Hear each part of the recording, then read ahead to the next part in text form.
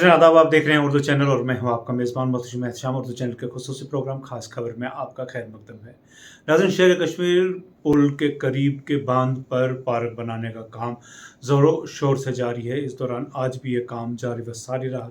मुतल्लिका अफसरान ने कहा कि जल्द ही इस पार्क का काम मुकम्मल किया जाएगा, जिसके बाद वहाँ पैदल चलने वाले, सैर के लिए जाने वाले लोगों को राहत मुयस्सर होगी। इस दौरान उनका मज़ीद क्या था कहना, देखते हैं एक रिपोर्ट।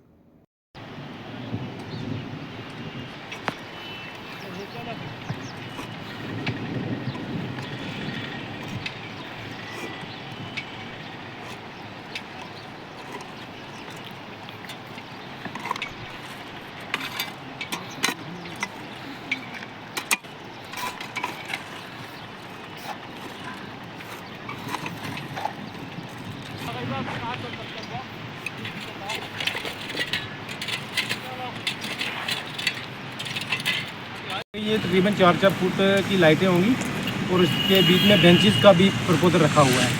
तो फर्स्ट स्टार्टिंग में इसका गेट आ जाएगा और ये ट्रैक है वॉकिंग ट्रैक जी। वॉकिंग करने के लिए लोगों को यहाँ पर परेशानी थी, पुल के ऊपर ट्रैक नहीं था, कोई चलने के लिए लोग पुल के ऊपर वॉक करते थे, कई बार एक्सीडेंट का शिकार हो जाते थे।